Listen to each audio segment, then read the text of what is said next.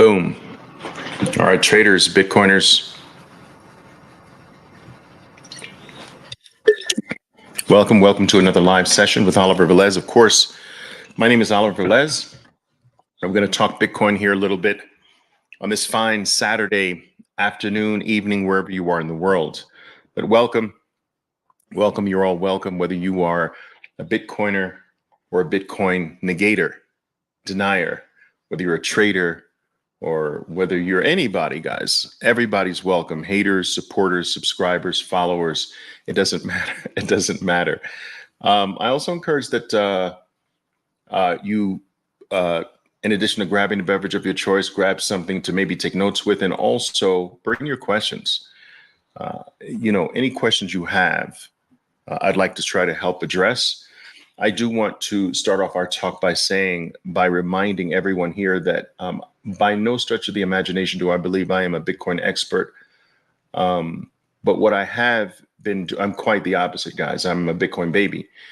But what I have done over the past 5 years is spend thousands upon thousands upon thousands of hours diving as deep as I possibly can down the Bitcoin rabbit hole. I believe I've done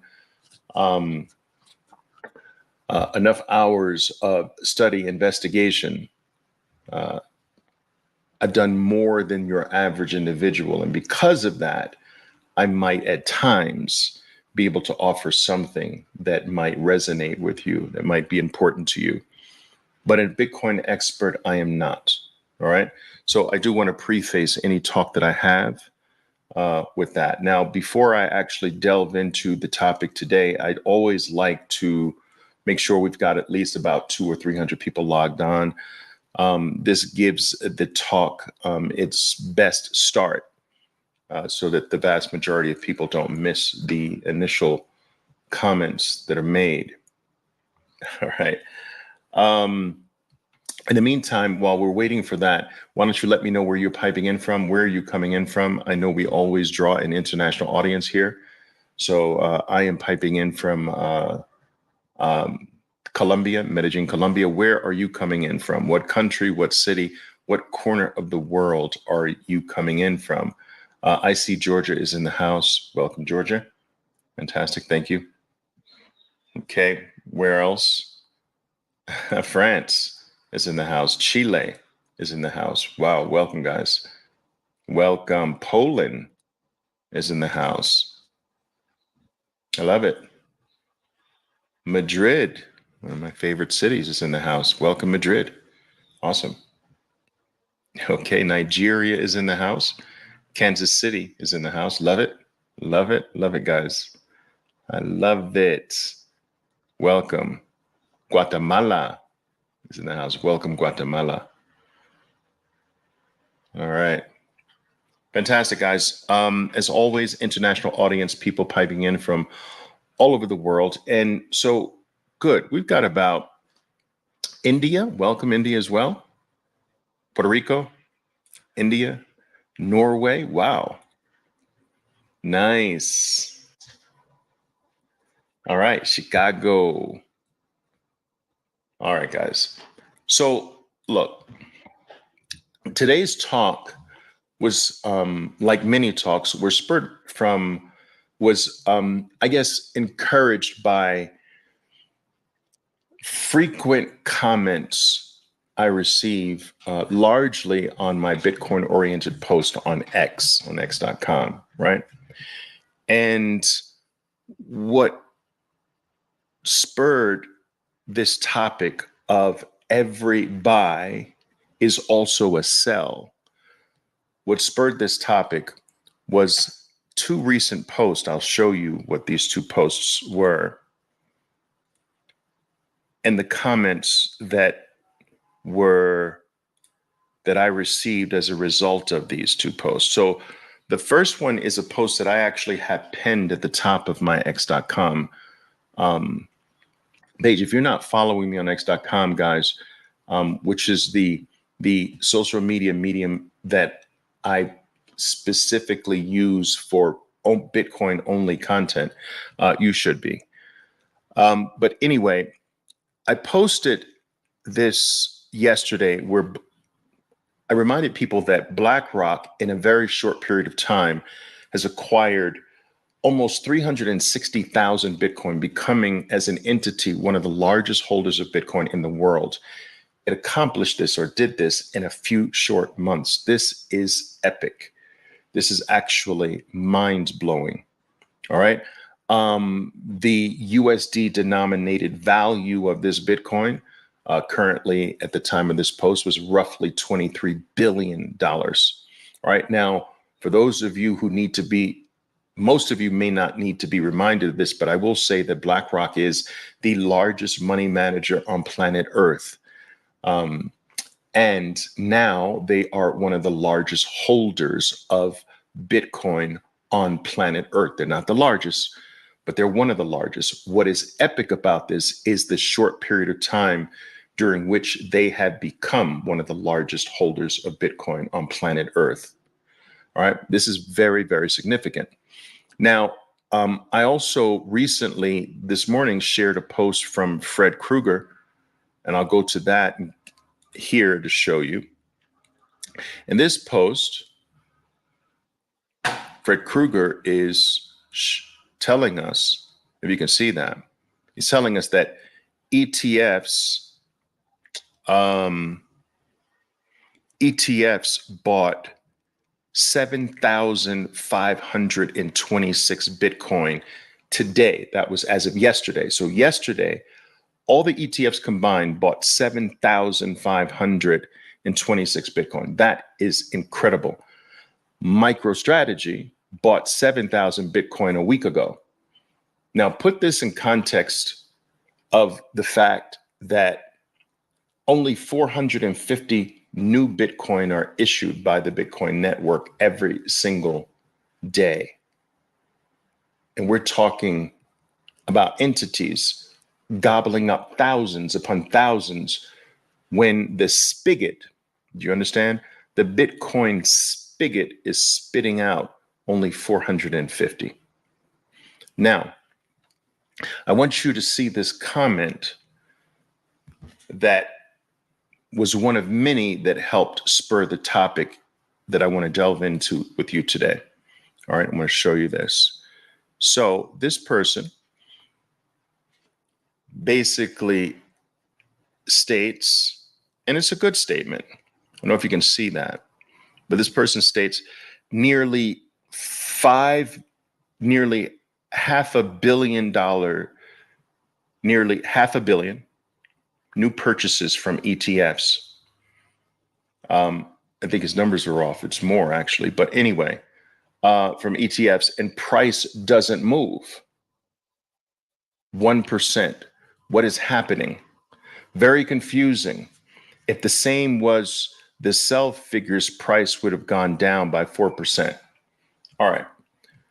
Let's talk about this. I responded here, but I'm going to give you a more direct response that I can delve into a little bit. And I think this is going to serve as a great primer and reminder for people. Okay, give me a second here. It's important to not forget one fundamental fact, people. This is something that most novices fail to really comprehend. They fail to comprehend that every single buy in the market is also a corresponding sell. How can you buy without someone selling it to you? And it's almost as if your general public, especially if they're not familiar with how financial markets work, they feel that buying can be one-sided or selling is one-sided. There can never be a lopsided buy and sell. So when you see these news articles or these posts that basically are revealing the fact that, wow, ETFs bought 7,500 Bitcoin, right? That's true. But there's also 7,500 Bitcoin that was sold to them. And so there is an equilibrium in every single transaction. It's not as if you can buy 7,500 and there's no corresponding sell and it just goes up because there's just simply demand. Every buy is also a sell. And so a lot of buying is also a lot of selling. A lot of selling is also a lot of buying. Do you understand this? And if you understand this, you will not fall for this trap of believing that simply because an article focuses on one side of that double-sided transaction. Oh, ETFs bought 7,500. They're not telling you or focusing on the fact that, well, somebody sold it to them. Somebody also sold 7,500 to them. And there's always equilibrium in every transaction. Every transaction is made up of both sides. All right? So here is what is the real important thing. It is who are the buyers versus the sellers. Who's selling versus who's buying. Not that there's a lot of buying. You can't have a lot of buying more than you have selling. You can't. It's impossible. These ideas that, oh, there's more buying than selling. How can there ever be more buying than selling? How? Because you have to sell. You have to have a sell in order for somebody to buy. You can't ever have more selling than buying, ever. Because in order to sell, someone has to be willing to buy from you. So these generalized ideas or concepts are absolutely asinine. They're wrong. There is no such thing as more buying than selling, more selling than buying. They're always equal. The thing that matters is who's the buyer right now versus who's the seller. Do you understand? BlackRock is a buyer. You are a seller. Now that's important. You're the people on Coinbase reading articles, getting nervous. They're the sellers. BlackRock's the buyer. The buying and selling is equal. So the price at this moment will not be truly affected. The quality of who's buying versus selling is what matters, but it matters more in the future, not this moment. Buying and selling does not really affect this moment. The quality of whose hands is the merchandise being placed in, whose hands are letting it go. Which side of that double-sided equation, buyers and sellers, which side is the smart money? And that eventually has a material effect on the price. Now, how does the quality of your buyer versus the quality of your seller have an effect on the price in the future? It's the level of diamond-handedness that changes the nature of the underlying asset. So let me try to explain this as clearly as I possibly can. Okay? If the person who has the item, Bitcoin, needs to survive, needs to live his life with what comes from this item, this person is likely to be a quick seller of the item because they actually need this item to do something to actually live their life. Or if the person with this item is a nervous Nelly who's looking for a quick gain, and if he doesn't get the quick gain, he's going to get rid of it. That's one type of holder of the asset. If that nervous Nelly who's looking for a quick gain and the gain's not coming fast enough and they sell, or the person who says, I got a little tiny gain, I need this to live my life, they sell. That's that's one type of holder of the asset.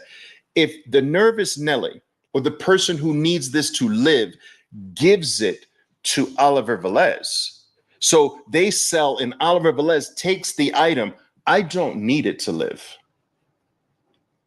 I am not a nervous Nelly. A little pump to the upside doesn't mean anything to me. That is not what I'm looking for. So what has happened? An equal transaction has happened from the nervous Nelly's Bitcoin giving up his Bitcoin to Oliver Velez. The quality of the hands now that holds that Bitcoin is completely different. There is zero effect on the price right now, but the implications of me now holding that Bitcoin will never see the light of day again, ever. Not in not in your lifetime, not in my lifetime. It will never see the light of day again. It will never be available on the market again. It will never be for sale again. It is removed from the market, affecting the overall availability of Bitcoin down the line. Do you understand? And as this happens, as there is a transition from people who have no idea what this is, and they give it up to the Oliver Velez's of the world, to the BlackRocks of the world, to the Fidelities of the world. Do you understand me? To the Michael Saylors of the world, to the MicroStrategies of the world, the people that don't let this go. As that transition from from bozos to the nervous Nellies, to the people who need to survive because they're still at the lower level of Maslow's hierarchy of needs. They need everything for their food, their shelter, their clothing. They're still at that level, so they can't hold on to anything. To the people who are looking for a quick gain and out, over time, this asset gets transferred to a different type of holder. And let me just say this. The asset itself, the asset's qualities, the asset's characteristics take on the characteristics of the holders of the asset. And so as more Oliver Velez's grab hold of the asset and never let it go, it becomes scarcer, more limited in availability, but over time, the demand for this disappearing asset increases, and that's what causes your asset to moon. It is not the equal transactions right now. It is the removal over time of the supply and the availability by changing the nature of who is holding the asset. Michael Saylor's not going to sell his Bitcoin to you because it pumps 10%, 20%. Oliver Velez is not going to sell it if it even doubles. Not going to happen. And so an old Warren Buffett, I believe I have to attribute this to Warren Buffett. An old Warren Buffett says something to the effect that the market is, how does it go? It's literally, wealth is transferred from the impatient to the patient, basically. The impatient are your sellers of this. The impatient. The fact that Bitcoin is the best performing asset on the entire planet Earth this year, the fact that Bitcoin is the best performing asset on the entire Earth over the past 2 years, the fact that it is not enough for these impatient people. So true wealth is simply the transfer of the item from the impatient to the patient. Do you understand? And it is the side effect down the line for that is number go up. People think that the activity now should create something. It doesn't. It's the nature of the transfer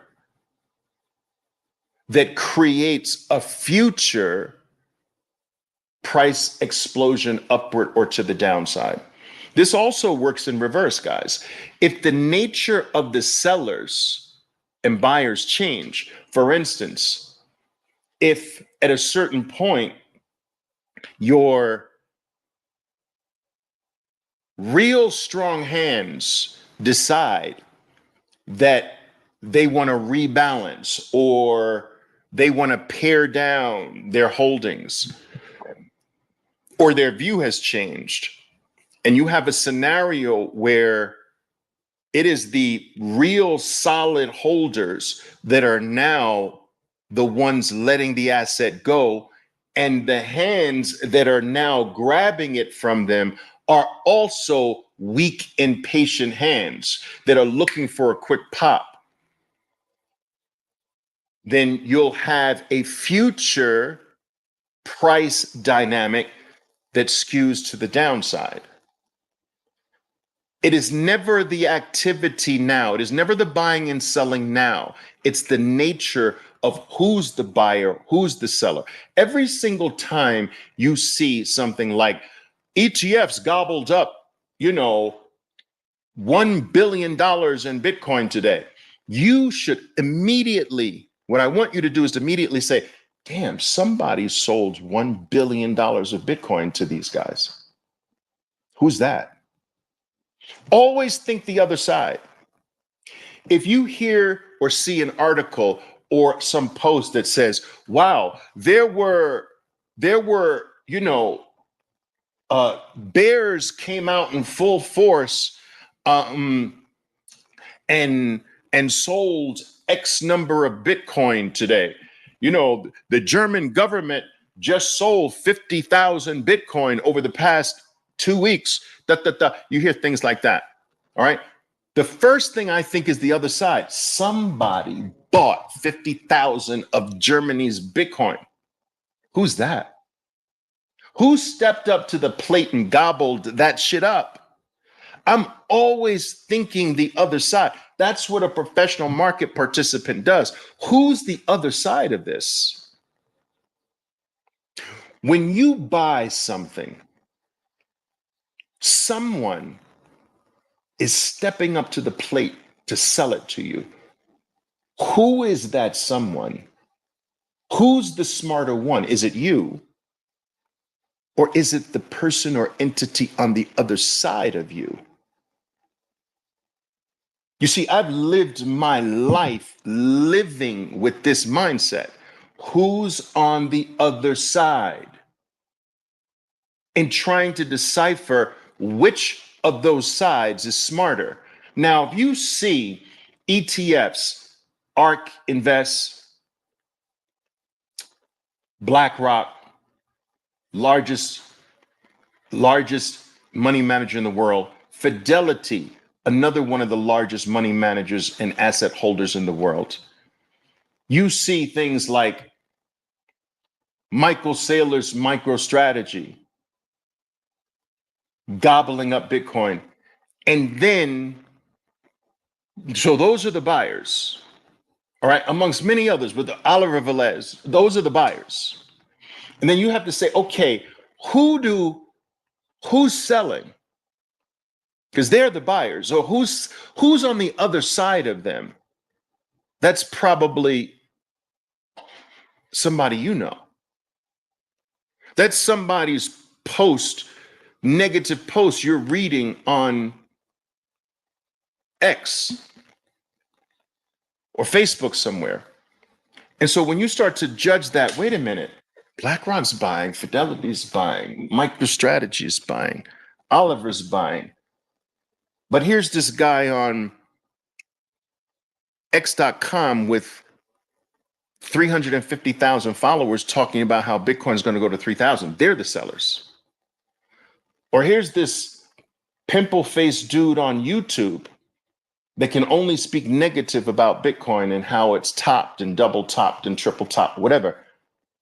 Those people, that's your sellers. So when I start to judge this and say, wait a minute, Oliver's buying, BlackRock's buying, Fidelity's buying, this and that, but these bozos are the sellers to them. Because I don't hear about the level of selling being of quality. I don't see quality. You don't hear quality sellers, right? You hear BlackRock, Fidelity, Oliver Velez, Michael Saylor, but where's the quality of what you hear on the sell side? You don't see quality on the sell side right now. You might 2 years down the line, maybe, I don't know. But right now, you have to judge the quality of what you see because the sides are equal. Buying and selling is equal, but quality tells you the next direction. Which side, buy side or sell side, has the quality? Now you know the future. Do you understand that this is the key to knowing knowing with great odds what the future price is going to, what direction the future price is going on? It is not by how much is bought and sold, because that's always equal. Every buys a sell. It's where's the quality? What side is the quality on? What side's the smart money on? And listen, I grew up in a very religious home, all right? And I know that in the Bible that I was compelled to read every single day of my life. I know that in this Bible, David beat Goliath, all right? Which is an amazing story. But I am telling you, when it comes to financial markets, people, Goliath wins. Do you understand me? Goliath wins. So what I'm saying is, where's the Goliath? That is what I want. That is adopting a professional mindset and not falling for these novice narratives. Well, something's wrong with Bitcoin because all of this buying and the price doesn't move. It's like, wow, this is a lack of understanding of how the basics of market, that every buys a sell. So understand that quality, Goliath, where's Goliath? Where's the smart money? Where's the big money? What side is that one? And it's clear what that one is. It's clear. So we have a glimpse into the future, price, direction. We have an edge in being able to decipher which side is the quality on. That now gives us an edge in terms of knowing what the price in the future, what direction the future price is going to be.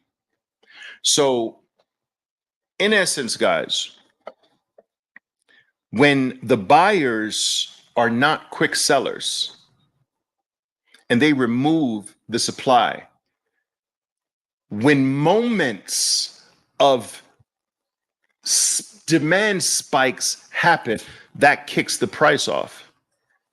So you'll have these moments that spur that mushroom demand, right? The demand just explodes. But remember, over time, these strong hands have been removing the supply, making it unavailable. So that mushroom in demand, some event kicks off a mushroom in demand. Now the supply is not there in sufficient amounts to meet that demand, and boom, that's what creates your price explosion and your supply crunch. The actual removing of the supply does not have an immediate effect. This is the point I'm trying to explain to you. There is no immediate effect for a buy that is removing Bitcoin off exchange in cold storage for 10 years. There's no immediate effect there because the other side is equal. The seller is equal. What removing it does is produce a supply crunch later when there is a sudden explosion in demand. And these explosion in demands will come and spike up forever. Forever. Does in every single asset. All right? Tell me if you understand this. Right? Tell me if you understand what I'm trying to communicate to you. That every buy is a sell. And that does not create an immediate effect. That the effect is created. Your price is influenced by who's the buyer and seller. Right? Got it? Good. And your job is to determine, okay, the buyers and sellers are equal, but they're equal in terms of number, because buying and selling can't ever be unequal, but are they equal in terms of quality? And if they're not, then which side is the quality on? And that's the side you bet with. All right? And that's the side who's going to determine what the future price is for the most part. I've never been a seller of BTC. I've never been either, Nagesh. So welcome to the club. I don't sell. You don't sell the Mona Lisa. But Oliver, I need to fill up my gas tank. How do I do that? You don't sell the Mona Lisa. I don't. Find another way. But Oliver, I need my Captain Crunch cereal. I like that every day. Don't sell the Mona Lisa for Captain Crunch cereal. Sorry. You don't sell the Mona Lisa. When's the last time you've seen the Mona Lisa sold? You don't sell the Mona Lisa. Right? You go find another way, but you don't sell the Mona Lisa. All right? Bitcoin's the Mona Lisa of the world today. All right. That's right. You sell the Mona Lisa for Bitcoin. I like that. Yeah. Yes, absolutely. Makes sense when you zoom out to longer time frames. Absolutely, of course. Listen, we tend to, most people tend to overestimate the tiny short term, and they underestimate the long term. And this is why the majority of people don't have wealth, sustainable wealth, because wealth does not exist in the short term. It doesn't live there. Do you understand? And so most people are living a short-term life.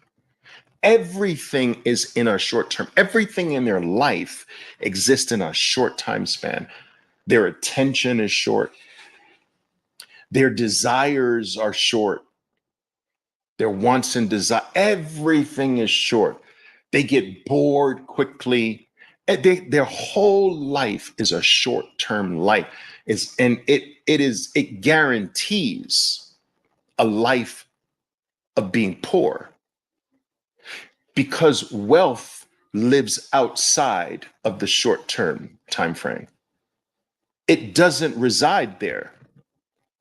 And so you have to find ways to leave the short-term window and start living a lower time preference life, a patient life, where Warren Buffett says wealth is simply the transfer of money from the impatient to the patient.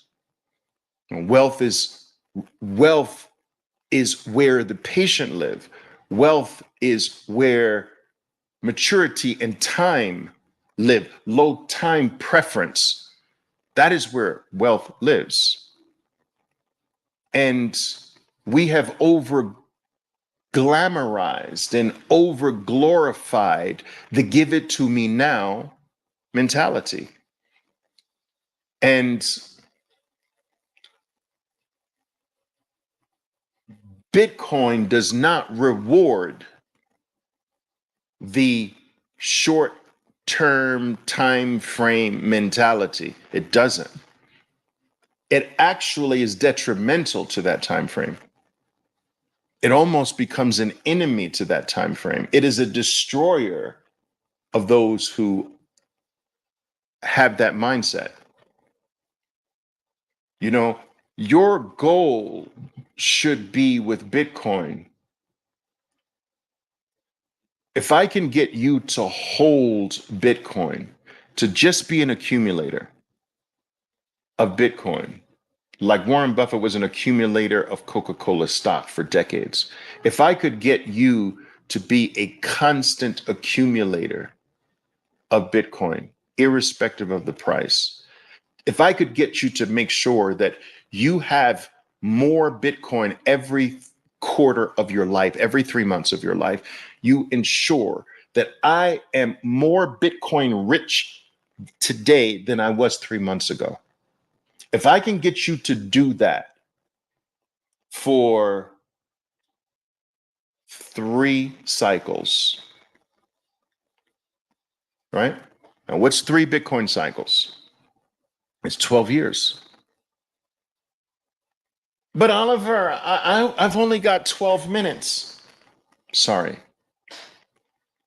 If I can get you 12 years, guys, 12 years, then if I can get you to do that and say, then every single issue you think you have in your life now goes away. Every single problem that you think you have in your life now goes away if you do this. That wealth beyond your wildest imagination is yours. Every desire on planet Earth is yours. Everything you want, everything you've ever dreamed of, it's yours. All you got to do is make sure you're more Bitcoin wealthy every quarter for 4 cycles. I believe that what I'm saying will happen before 4 cycles. I'm being extra conservative. Do you understand? But you won't do it. You won't. Most of you will not do that. Most of you will fall by the wayside. Most of you will give up. Most of you will deny the Savior in moments of panic. You will deny the Savior when you feel scared or fearful, or the USD denominated price is bearing down on you and is whispering in your ear. While the USD, it is not Bitcoin going down, by the way, it's USD showing you a picture of Bitcoin going down and the US dollars whispering in your ear. Now, what do you think about your little tiny, internet magic money? Now, what do you think of Bitcoin? Look at what it's doing. But it's the US dollar showing you a picture. Bitcoin is not showing you a picture. You are Bitcoin richer every quarter. The US dollar wants to show you a lie in a way. All right. So you will fall prey to the devil, the US dollar, whispering in your ear, look at the price, look at the price. Now, what are you going to do? Look at your life disappearing. Look at your wealth disappearing. Look at the. Most of you will give in to that. Most of you will let the Mona Lisa go. Most of you will be tricked. Most of you will be too fearful. Most of you will still be trapped in the idea that the US dollar is more important than Bitcoin. That most of you will not get to the place where you understand that Bitcoin is more valuable than the US dollar. I don't care what the US dollar, why should I care what the weak says about the strong? I am not going to believe what the weak says about the strong. I'm going to believe what the strong says about the weak. But if I could get you to do it, that is what I would do. That is what I'm trying to do. And so some people, when I tell them this, some people say, well, Oliver, so you mean that after 4 cycles I can sell? And then I said, yeah, you can sell. Even though I know that by the time, if you have lived through 4 cycles, you won't sell. You will have gained the understanding that you don't sell the Mona Lisa. Sell for what? What do you sell the most valuable thing on earth for? What do you sell it for? The 17th most valuable thing? Oh, that's a good trade. I'm going to sell number 1 for number 17. That's a good trade. What do you sell?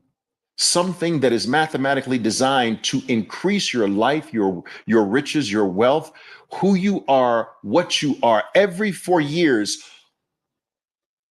to death and beyond. What do you sell that for? And nothing is that. What do you sell that for? What do you sell away your future for? What is your future increase worth today? All right.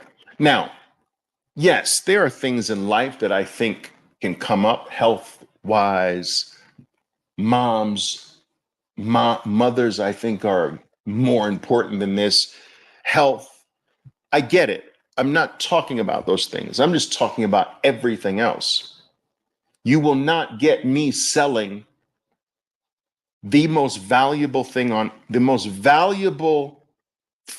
planet Earth in short order, guys. At 170,000, Bitcoin is more valuable than every single thing on earth outside of gold. At 900,000, it's more valuable than gold. Right? It's going there. So ultimately, as far as I'm concerned, Bitcoin is already, it's a given that it's going there. It's going to 170 probably in less than a year. I don't know why this does this. It's going in less than a year. Bitcoin's the second most valuable asset on planet Earth.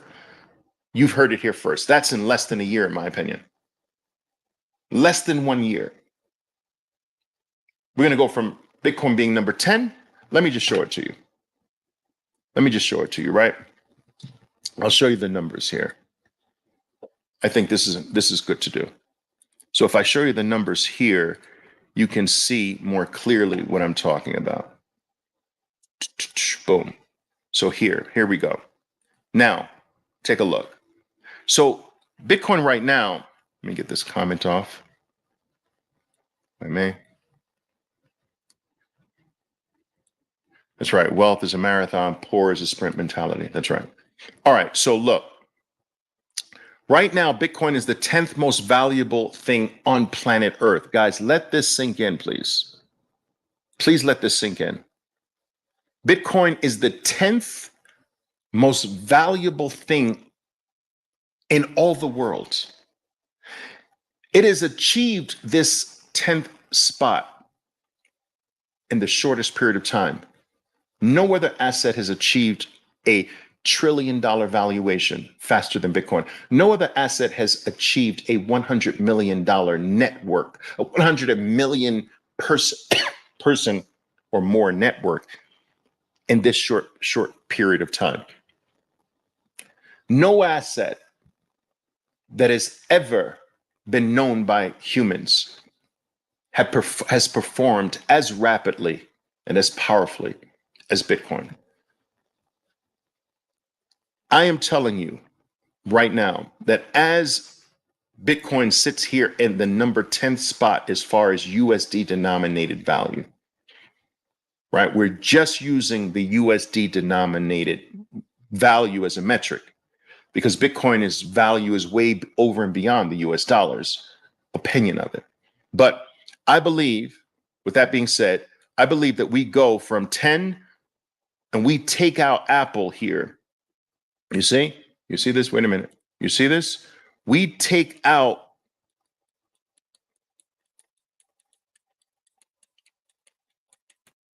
And Bitcoin sits right here under gold in 2025. Now we're in the latter part of 2024. Do you understand what I'm saying?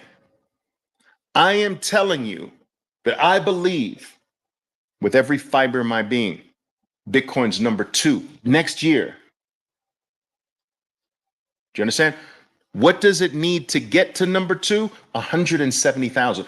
Do you understand that based on history, that's a stone's throw away for freaking Bitcoin? From 65 to 170, that is a stone's throw away. What's also, I think, worthy to be, what's also worthy to be understood here, guys, is that the year after the Bitcoin halving is the most exponential year of Bitcoin cycle, if history's any guide, and it is a guide, it's the only guide. So Bitcoin does well during a Bitcoin halving year, 2024. Bitcoin is the best performing asset on planet Earth this year, right? There is no other asset class that has risen more than Bitcoin this year. So it's number 1. So yes, the halving year, 2024, is usually a very good year, but it pales in comparison to the year after the halving. And this theme of after is something that I always want you to understand. It is the buying by the Black Rocks and the Fidelities and the MicroStrategies and Oliver Velez now has little effect. Later, the effect is huge. All right? The halving 2024, good. Halving hasn't the effect not so big. Decent, not so big. But later, 2025, the effect of the halving is explosive. This short-term mindset that the halving should cause something in Bitcoin now is wrong. The mindset that the ETFs gobbling up Bitcoin now should have an effect on Bitcoin now. No, that's novice. That's wrong. It's later. It's always later. Always. Do you understand? It's never now. It's always later.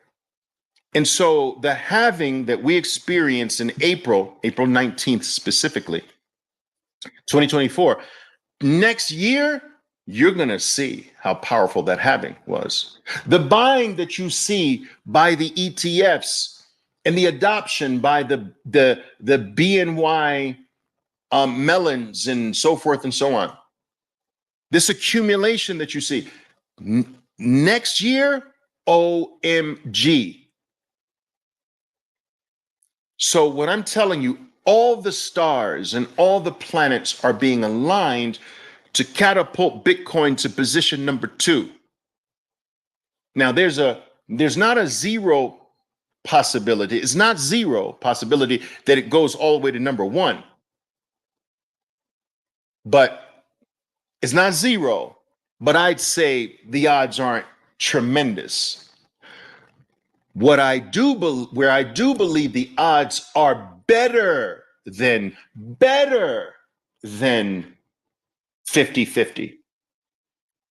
Much better is that we go to number 2 under gold, that we take out every company, we take out every other asset on planet Earth except gold next year.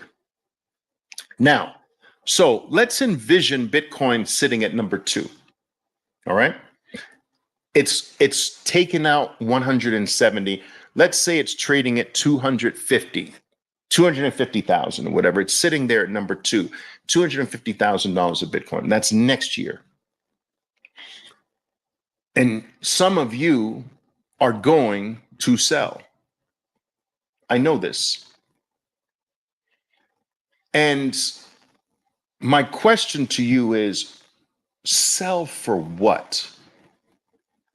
What do you sell the item here for? Do you sell it for, what do you sell the item here for? Do you sell it for this one? Do you sell it for this one? Do you sell it for dollars that go down in value every second that you hold them? Like, what do you sell this for? What do you sell the hardest money the human race has ever experienced? Hard meaning hard to produce more. Gold and real estate were the hardest until this year when Bitcoin stock to flow ratio surpassed gold and real estate and sits at around 118 now. Real estate stock to flow this is debatable, but it's said that real estate stock to flow is something like 100. So it would take 100 years. That's what that stock to flow number means. If real estate stock to flow is 100, it means that it would take roughly 100 years to double all the supply of real estate on planet Earth. All right. Gold's stock to flow is close to 60, which means that it would take 60 years to double the supply of all the gold on Earth, all the gold above ground, 60 years. Well, Bitcoin stock to flow as of April 19th, it catapulted Bitcoin stock to flow to 118, which is saying that it would take 118 years to double the supply. But we know that metric doesn't even really apply to Bitcoin because it is impossible to double the supply of Bitcoin. You can't have an effect on Bitcoin. Bitcoin cannot expand its supply. Its supply is inelastic, making it vastly different from anything else human beings have ever experienced on planet Earth before. Everything else's supply can be expanded by man. Think about it. Everything in life, you can expand your life potentially if you treat your body correctly. You can expand that. You can potentially increase the number of years on your life. It is said that every 1 hour of exercise adds 3 hours additionally to your lifespan, barring any black swan events in your life. But every 1 hour of exercise increases your lifespan by 3 hours. So think about that. Everything can be expanded. The gold supply is expanded every day. Everything on Earth, everything that man has ever come in contact with, man can expand. The first thing that humans have ever come in contact with that is impossible to expand is Bitcoin, making it very, very unique. And it locks in the characteristic that its value will rise forever. So when you hear Michael Saylor says it's going up forever, Laura, that is not just a meme. That is a mathematical fact. Do you understand? That it is a mathematical fact that the Bitcoin that you hold now will reward you for the rest of your life. And if you pass it on beyond your life, that it will never stop increasing you. It will never stop rising in value. It will never stop making you wealthier, bigger, more powerful, more independent, more free every 4 years of your life. This is a mathematical certainty. Why? Because its supply cannot by man be expanded, be altered, be halted, be stolen, be confiscated, be deflated, be inflated away. It's the only thing that man can't fuck up. It's the only thing that men and organizations and countries can't touch, influence, or impact in any way. It's the first thing that the human race has ever held dear that can't be fucked with. Do you understand? And so, because of this, its value will rise forever. Why? We've talked about this before. Because demand for hardness will never slow down, ever. The demand for what is scarce, the demand for what is hard, never stops being demanded, ever. That's number one. Whatever's scarce, whatever it is that's built into our DNA, the human race just adores or values scarcity. All right. And so the demand for Bitcoin will never stop increasing, ever. Not in your lifetime, not in my lifetime, not beyond our lifetimes, not in 100 years, not in 1,000, not in thousands of years. Gold is still desired 6,000 years later. What is scarce is never not demanded. And the demand rises over time forever for whatever's scarce. Now add that the fact that the supply, if demand is always going to rise forever, but supply is never going to rise, then you have the recipe for up forever, increase forever, improve forever. That is not a meme. That is just a simple mathematical fact. In addition to that, every day, we've talked about this, 250 net new human beings join this planet every day, every single day. We have roughly 8 billion people on planet Earth today. It is estimated that by the year 2050, there will be 10 billion people. Why? Because every day, 250,000 new human beings. There's actually more. I'm talking about net new, because we know every day human beings die. So if we subtract the average number of deaths per day from the average number of births per day, you get a net plus birth rate, 250,000 per day.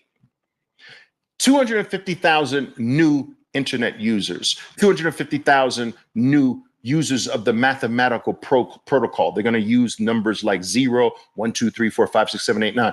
250,000 new communicators, 250,000 new Bitcoiners, 250,000 new smartphone operators, 250,000 new computer users. Do you understand this? Do you understand that there can never be a drop off in the demand for something of value when you have a net new human being birth rate of 250,000?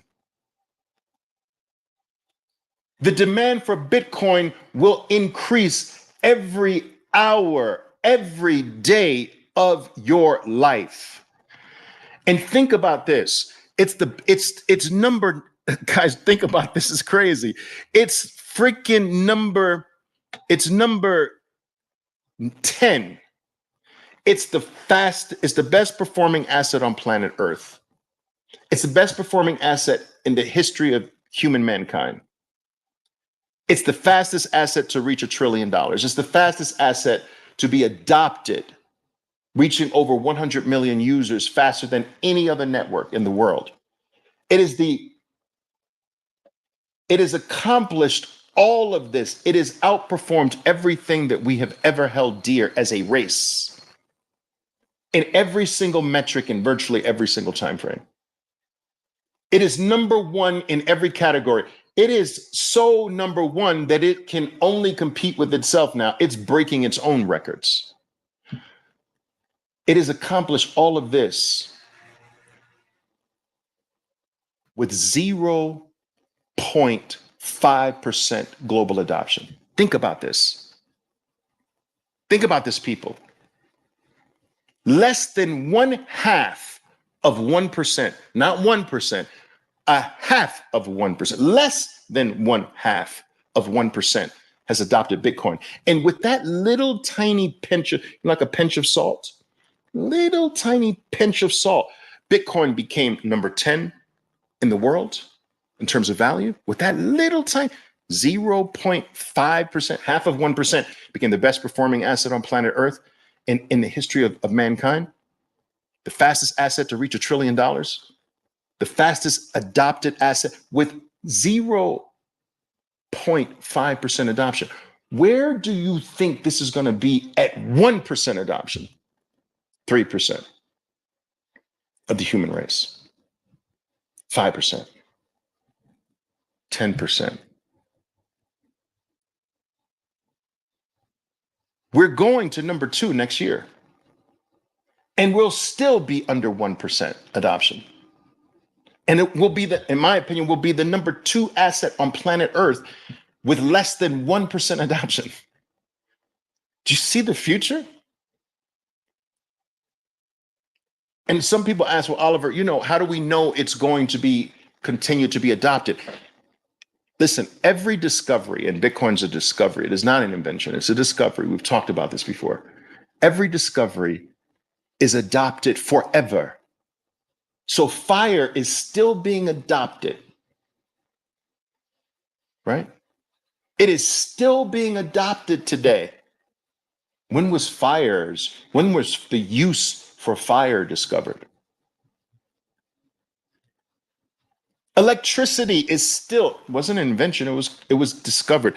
But I move my hand so much, my watch thinks I'm running. Electricity. When were the human uses for electricity discovered? Some 600 years ago. There are people who still have no electricity. We're still adopting that electricity. We're still finding ways to utilize electricity. We're still finding ways to utilize fire. We're still finding ways when the number 0 was discovered. We're still finding ways that 0 is helping us discover more about the universe today. 0 is still being utilized and discovered in new uses for the number 0. The most important digit of all, actually. We're still finding ways that the internet is changing our lives more and more. Guys, nothing ever stops being adopted, ever. Why? Because there's new human beings. Cars are still being adopted. There's 250,000 new car users born every day.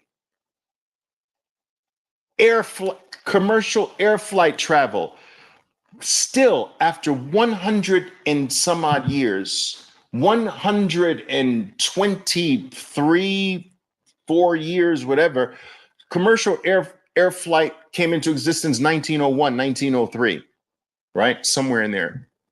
You know that there's only 1 in every 4 human beings on Earth that have ever been on a plane. Do you understand the future adoption for air travel is still huge? The future growth? 1 in every 4 human beings. And it's 120 some odd years old. It's still being adopted. And all of these things have no supply cap. So imagine something where the demand will only grow, but the supply can never grow. And some people say, well, Oliver, the supply of Bitcoin does expand. It does increase every 10 minutes on average. Every day the Bitcoin network issues 450 new BTC per day. Isn't that true? Yes, but it doesn't create 450 new Bitcoin a day. Herein lies the rub. My dear Bitcoiners, you see, there's a difference between new supply and issuance. Okay. So if I have $21 and that's all I have, and I issue $19, I still don't have any effect on the fact that I started with $21. If I issue one more dollar, I have had no effect on the fact that I started with $21. Issuance is not supply expansion. It's availability expansion, but it's not supply. Availability goes like this, but supply is stagnant with Bitcoin. It started with 21 and it's issued 19.6 so far, but its supply has never changed and never will. It started with 21 million Bitcoin and it's ending with 21 million. It's staying at 21 million. It's the only inelastic, it's the only item, the only thing that has inelastic supply. And this is one of the key ingredients to the fact that since demand will grow, the human race will grow, demand will grow. Even if the human race didn't grow by numbers, we're only half of 1% of all 8 billion people having adopted it. But because humans, the number of humans on earth grow, because we haven't even begun true adoption with Bitcoin yet, the demand for Bitcoin, like the demand for commercial air flight, like the demand for electricity, like the demand for fire, like the demand for the internet, like the demand for smartphones, like the demand for the number zero, like whatever, like the demand for the wheel, like the demand. You get the point. The demand will never stop, ever. But the supply will never move, ever, never. And this dynamic is what's behind the truth that it will never stop going up in value. Never. And so, what is worth you selling that?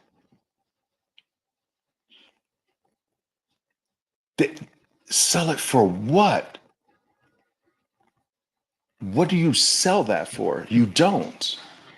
What do you sell your future for? You don't. What do you sell your freedom for? You don't. What do you sell your independence for? You don't. What do you sell your generational wealth for? You don't. Poor people sell valuable things. The wealth mindset. Wealthy people, they accumulate valuable things. The poor are the sellers. The wealthy are the accumulators. It has always been and it will always be. You understand? And in a debt-based society, which we've had basically, and will probably always have to some extent, is that the wealthy don't sell, they borrow. The poor sell and thus become without. The wealthy never become without. They keep and borrow. They keep accumulating and borrow. They accumulate and borrow. They accumulate and borrow. They don't sell. Poor people sell and then they're without. That's why they're poor. Without is poor. And someone asked me earlier here today. I'll put the question up here. I answered, by the way. Oliver, I'm planning to sell 1/3 of my Bitcoin next year to get profits and reinvest back in 2026 to grow my bag. Good idea? I responded, no, I don't think that's a good idea at all. And I've addressed this on so many different occasions. There are people smarter than you, way better than you, wealthier than you, had higher IQs than you that have tried to do this, and they've all failed, all of them.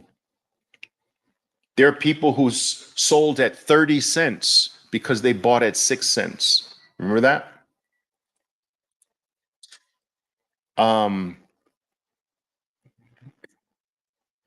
Give me a second.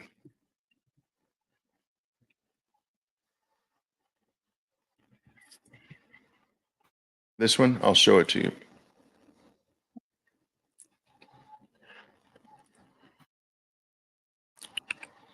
I'll bring it up for you. Take a look at this. I'll draw my point home here. Is that? I wish I kept my 1,700 BTC at 6 that I bought at 6 cents instead of selling them at 30 cents. Now they're $8. This is invariably going to become anyone who sells the hardest asset, the hardest money, the most valuable thing on planet Earth. This will be your experience. Guaranteed. Maybe in the short term, you'll feel like a hero, but eventually you'll feel like a freaking idiot. And let me just tell you this, not only will you feel like an idiot, ultimately, but Bitcoin will make you feel like an idiot.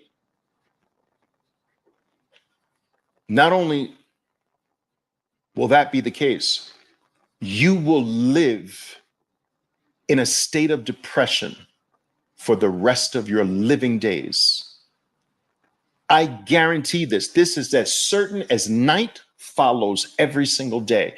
You will live in a state of depression your whole life after you let this go and it does this to you. And it will. I promise you.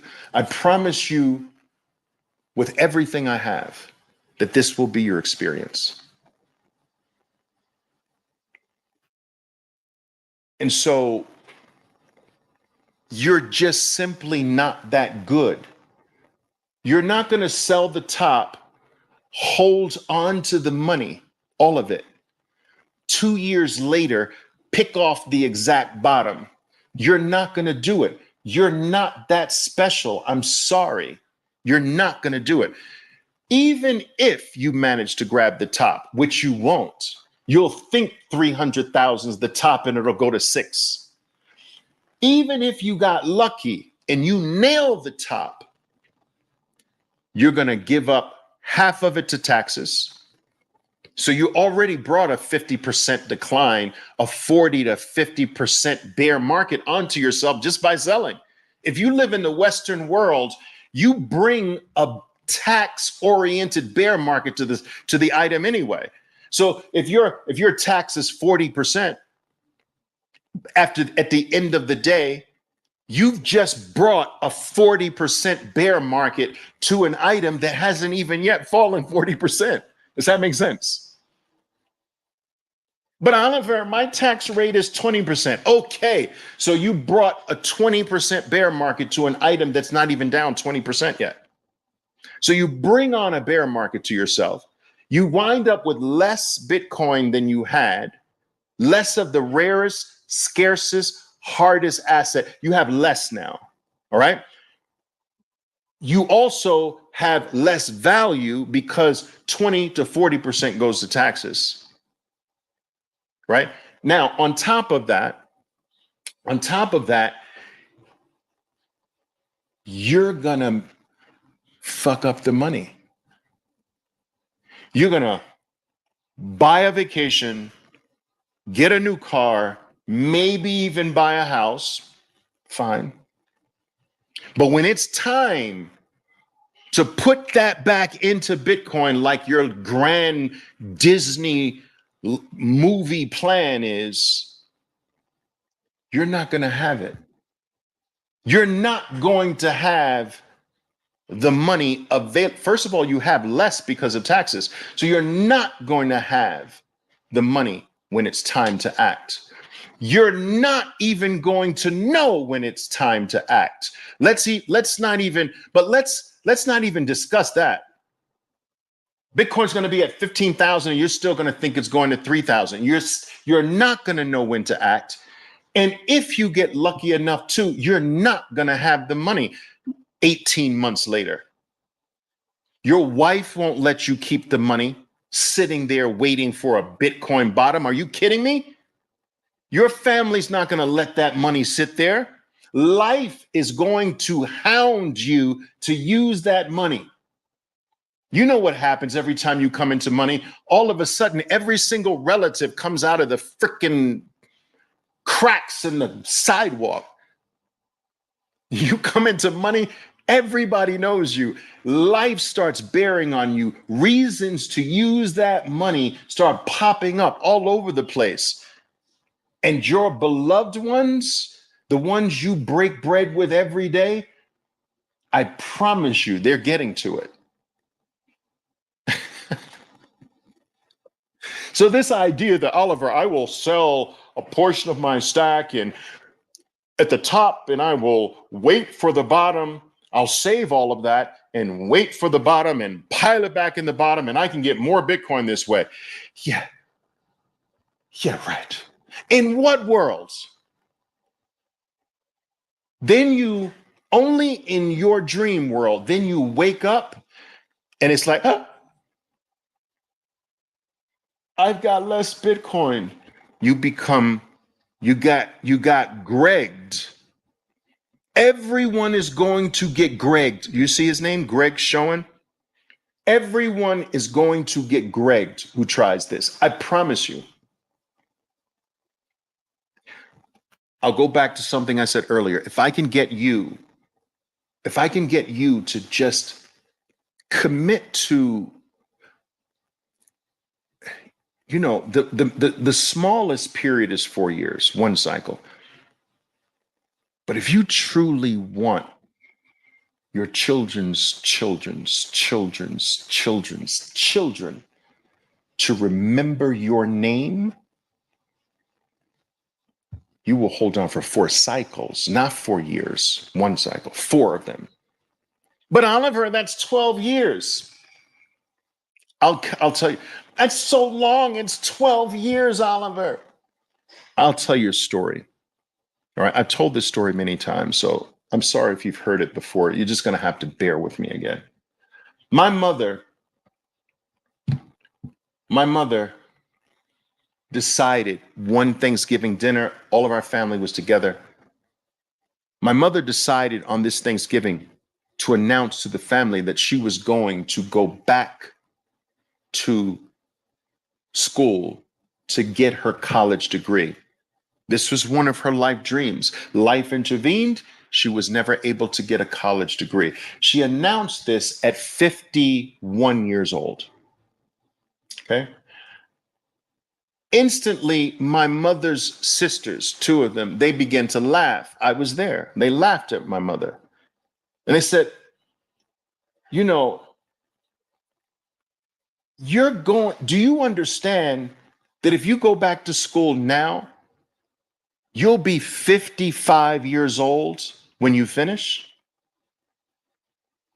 And so they considered that ridiculous.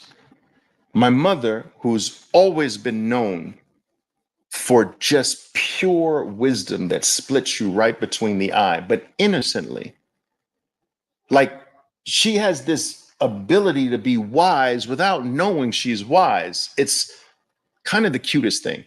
But I remember my mother responding and saying, almost in a confused way, but aren't I going to be 55 in 4 years anyway? Why not just be 55 with a college degree, then just be 55 without one? Silence on the part of everyone there, including my 2 aunts. I'm going to be 55 anyway. Why not be 55 with the degree, then be 55 without it? 12 years is coming anyway, people. Why not have your entire bloodline, children not even born yet that will bear your name? Why not have generational wealth? Why not let 12 years come and have generational wealth? Then have 12 years come and it just come without generational wealth. I am telling you that this will probably occur before 12 years. But I know that if you were to give Bitcoin just 12 years, 4 cycles, your children's children will remember your name. That your entire bloodline, that families from your kids and their kids and their kids and their kids will be set for the rest of their entire future lives. That we're talking about affecting your entire bloodline. And so this poor man's mindset, the poor man's mindset stays in a small window. But I need it now, Oliver. I've got to put food on the table now, Oliver. That's why You're still worrying about where your next meal is coming from because you stay in the little tiny micro time frame. Because you're worrying about how you're going to pay your rent next month, because you stay in the little tiny little short-term mindset. You don't think 4 cycles from now, 12 years from now, or minimum 4 years. Let me give Bitcoin 4 years. It might grab you if you give it 4 years. It's definitely going to grab you if you give it 4 cycles.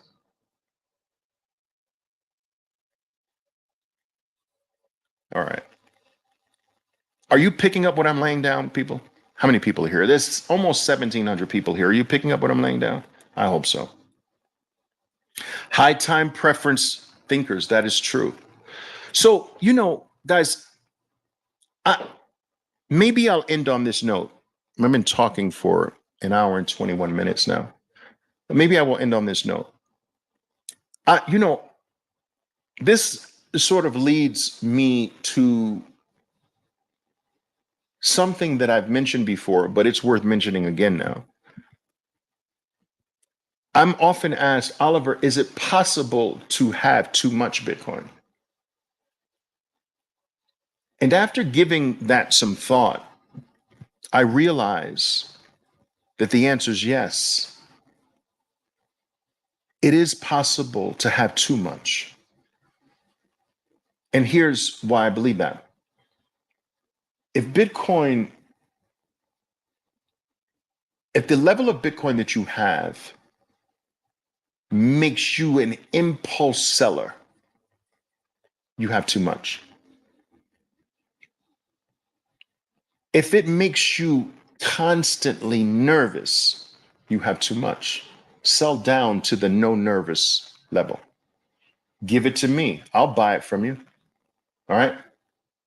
If it makes you a miserable individual to be around because you can't stop checking the freaking USD denominated price, the USD is showing you its picture and you're falling for it, and it makes you miserable every second of your life, you're just a miserable human being, you've got too much. If you have made the people that you care about the most in your life miserable because of Bitcoin, you've got too much.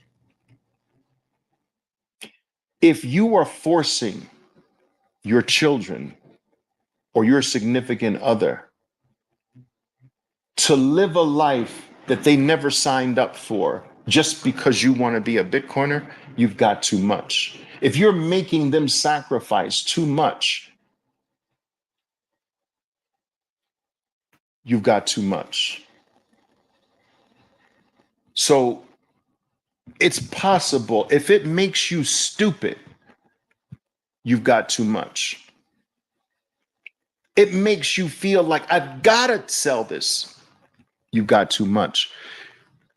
There is an amount that you can get to that doesn't affect your family, doesn't make them have to live in their living room with no furniture and eat food eat pork and beans out of a can.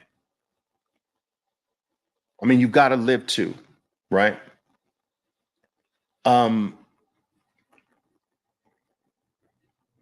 There's an amount that won't have you worried about what the US dollar says about the rarest, scarcest asset on earth. I don't care about that, what that weak shit says about Bitcoin. I don't care.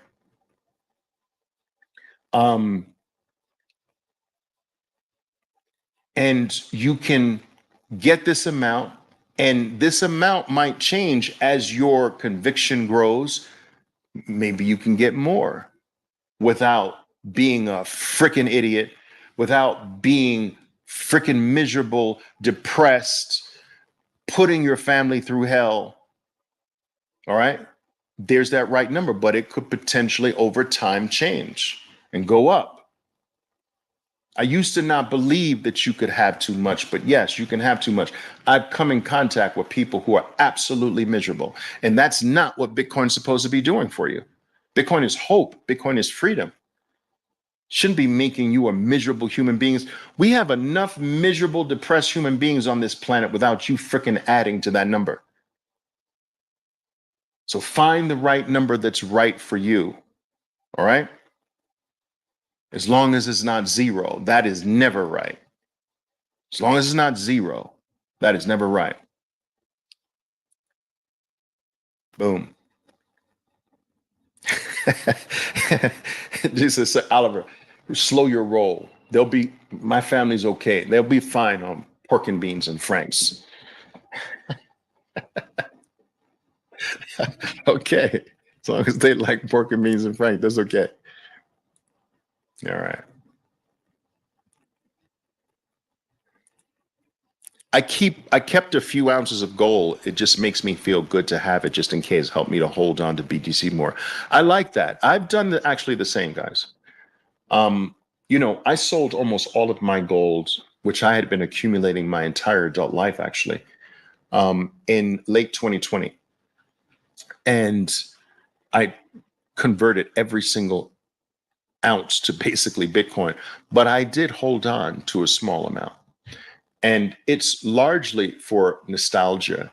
As much as I poke fun of gold now in comparison to Bitcoin, just to sort of rattle the gold bugs, because I was a gold bug most of my life, and I know how they think, and I know what riles them up, and I like to do that.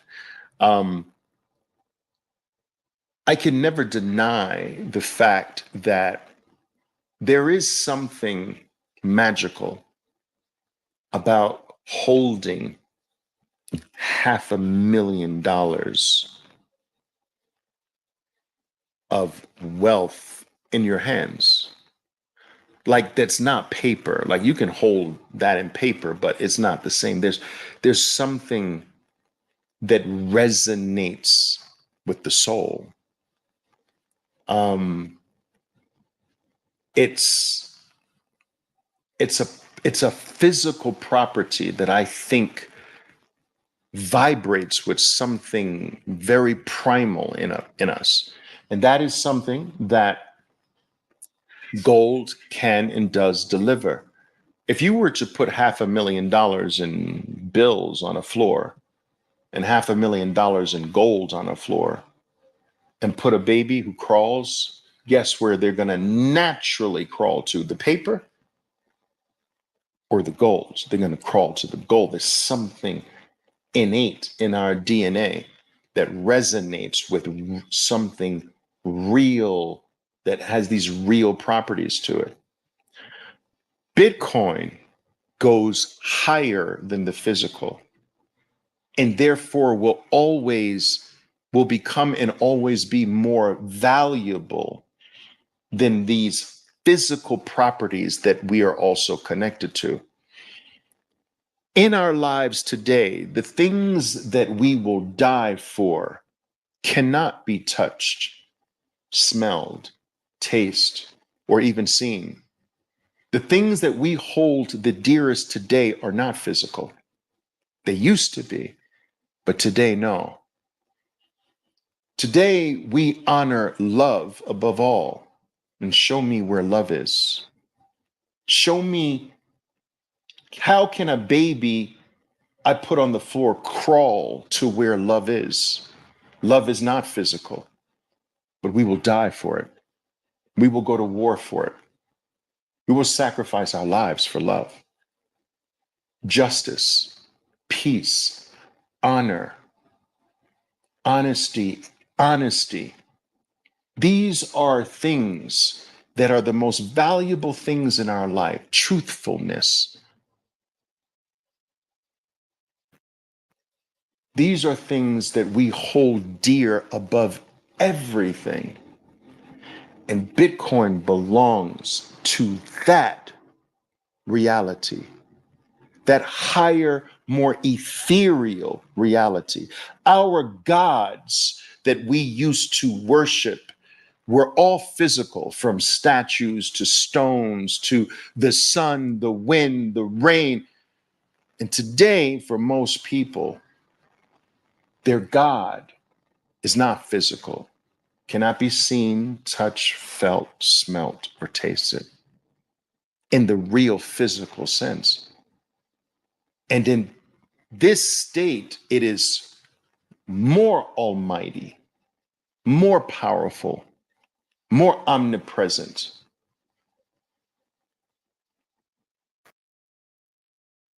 more omnipotent. You follow what I'm saying? Value moved from being physical to being higher, more omnipresent, more omnipotent. And that value is now Bitcoin.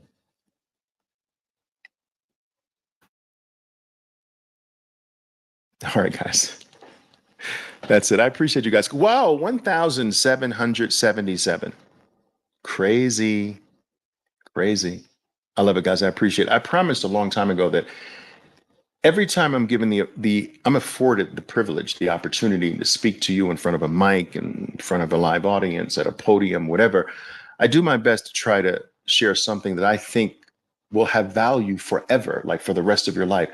I made that vow some over 30 years ago. I hope I've done that here today. I hope that something that I shared resonated with you today, something that you can take with you and be with you forever, something that might germinate and yield, produce a yield for you for the rest of your living days. I hope I've done that. But if I haven't, I promise I'll get better every single time. All right, guys. Ciao for now. Enjoy your Saturday. Enjoy the rest of your weekend.